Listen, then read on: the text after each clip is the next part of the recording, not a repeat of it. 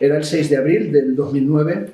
y quería pensar en Empédocles, aunque en realidad estaba más bien amodorrándome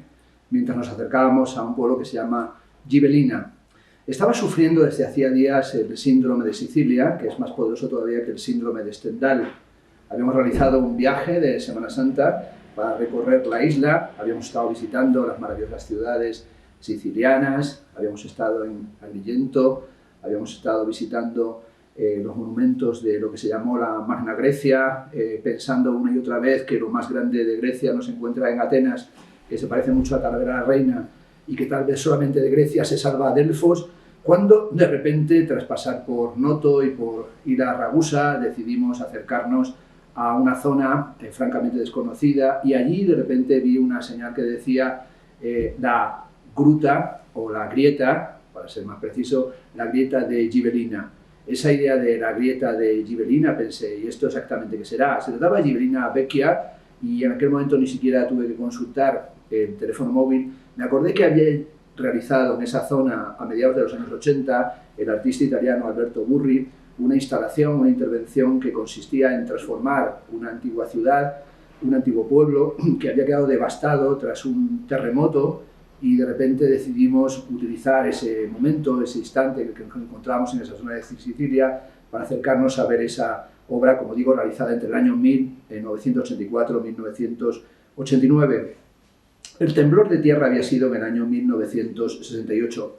Estaba Manuela conduciendo, subiendo las rampas hacia Gibelina Vecchia, cuando de repente perdió el control del coche y sobre todo sintió que algo extraño estaba pasando. Supimos después que justamente en ese momento, el 6 de abril del año 2009, se estaba produciendo el terremoto de L'Aquila, en la zona de los Abruzzo, y resulta que eso había repercutido desde los Abruzzo, desde L'Aquila en Italia, había repercutido allí en Sicilia, y la línea de fractura, la línea del temblor y del terremoto, hacía que incluso se agrietara la carretera. Nos bajamos un momento y apareció un pastor, una especie de escena casi, digamos, pintoresca o de pintura del siglo XVIII-XIX, y el pastor nos dijo que nos apartáramos rápidamente porque se podía producir un desprendimiento de rocas, y efectivamente vimos como algunas rocas rodaban por la ladera de la montaña, y estuvimos en la duda de si continuar hacia adelante o en realidad retirarnos rápidamente huyendo de lo que podía producirse en ese momento en la montaña. Finalmente tomamos la decisión de acercarnos al Cretto di Burri, lo que llaman el Gran Cretto,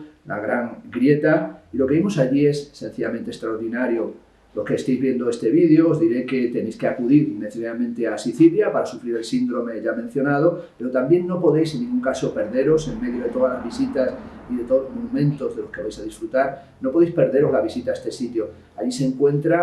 los restos del pueblo, los restos de la ciudad, en una ladera bellísima, todos ellos cubiertos de cemento, quedan las trazas de las calles, y lo que queda es una ruina transformada en una obra de arte a la manera de las de Burri, esas obras en las que vemos el terreno de la pintura absolutamente craquelada. Los que os interese la historia del arte sabéis que hubo un gran debate durante años sobre qué fue primero, la gallina o el huevo, y en este caso quién fue primero, Manolo Millares o Alberto Burri. La pintura de Millares, inspirada en la cultura de los guanches, los aborígenes de las Islas Canarias, muy surgida del Museo Canario, aquella pintura tan dramática que es tal vez la cima del así llamado informalismo español, en muchos casos ha sido vinculada precisamente a la pintura de Alberto Burri. El crítico de arte Santiago Amón en un artículo decía: no seamos burros, la pintura de Millares viene de Burri. Venga uno de Burri, lo que está claro es que el drama, la sensación de tragedia que se encuentra tanto en la pintura de Millares, desarrollada en el tiempo del tardofranquismo, como la pintura del italiano Alberto Burri, tienen que ver con un fracturarse de nuestra existencia, con una grieta que nos muestra un abismo en el que tal vez finalmente vayamos a precipitarnos. Pensando en esta obra de Burri, me parecía tal vez oportuno hacer una comparación o establecer una cierta analogía con otra grieta crucial del arte contemporáneo, que es la intervención Shibboleth que realizó Doris Salcedo en el hall de las turbinas de la Tate Modern. Recordaréis aquella potentísima intervención que, según dice, costó 300.000 libras, en las que abrió una inmensa grieta o varias grietas en el suelo de ese amplio espacio de entrada al edificio de las turbinas reformado por Herzog y de Meuron. Lo que hacía en este caso Doris Salcedo era retomar un poema de Paul Celan, Shibboleth, que ha sido analizado por Jacques Derrida en este libro Shibboleth para Paul Celan. Shibboleth es en realidad una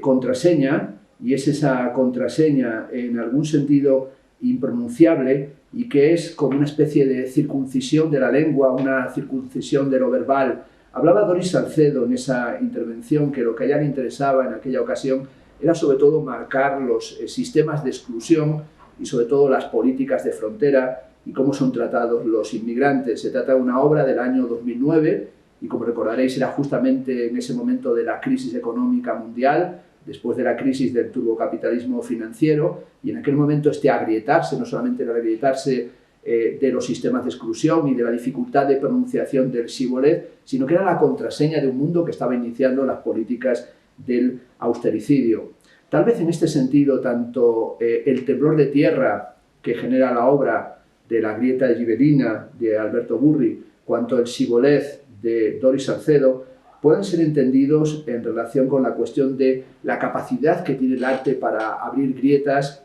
en la rígida superficie de la realidad en la que vivimos, es decir, la capacidad que tiene para establecer una fisura o establecer lo que llamaba Bloch un cierto principio esperanza, es decir, existe alguna posibilidad no solo de construir una utopía en un tiempo de las distopías finalmente hechas realidad, es posible haber una grieta en este sistema de lo que llama Mackenzie Ward, que el capitalismo vectorialista, que a mí me gusta más bien llamar el capitalismo transinformado o informativo y desformativo. Es decir, es posible crear algo que nos lleve más allá del status quo, es decir, de lo que está dado, de ese sistema totalmente endurecido, de ese sistema de hormigón armado, de ese sistema también plastificado o siliconiano. En un libro, Mandel-Dollar, sobre la cuestión de la voz y sobre la cuestión de la enunciación, retoma un cuento de Franz Kafka, Josefina la cantora o El pueblo de los ratones, en el que la ratita Josefina hace lo mismo que las otras ratas, es decir, chillidos, pero el resto de los ratones, el pueblo de los ratones, generan un silencio ceremonial que convierte el grito y el chillido de la ratita en una especie de actitud belcantista o de virtuosismo operístico. Es el silencio de los ratones el que convierte algo absolutamente cotidiano en una obra de arte. Decía Mandel-Dollar, que tal vez el arte de Josefina la cantora sea el arte de lo que llama la mínima grieta. Entre la mínima grieta de Kafka, entre la gran grieta de Burri y el Shibboleth de Doris Salcedo, tal vez tengamos que volver a escribir, o mejor a inscribir, e incluso a generar grietas y fracturas para que no nos mantengamos en el eterno retorno de lo siempre igual, porque como decía Benjamin, la catástrofe no es el último acto de la tragedia, la catástrofe es que las cosas sigan siendo igual. En este sentido hay que pensar en la fractura, en la grieta, en la fisura, como aquello que puede llevarnos a tropezar. Cuando se hizo la obra de Doris Salcedo en la Tate, hubo desde el principio una gran prevención, una gran precaución, una preocupación generalizada, porque el público podía tropezarse y finalmente herirse por causa de esa grieta, y dijeron que había que poner toda clase de marcas para que la gente se diera cuenta de lo que estaba sucediendo en el suelo. En el primer mes, según parece, 15 personas ya se tropezaron y sufrieron heridas y tuvieron daños por causa de la grieta, la contraseña de Doris Salcedo. Tengo el recuerdo de uno de los heridos que sufrió una fractura en el Shibboleth de Doris Salcedo. Estuvo pleiteando durante mucho tiempo, llevó la cosa a tribunales y se había fracturado, según parece, una pierna, y finalmente, por los documentos médicos que aportó, resulta que la pierna se le había fracturado un año antes de que la obra hubiera sido realizada. Esta fractura anticipada, esta fractura kantianamente a priorística, es tal vez la más perfecta realización de una obra de arte contemporánea.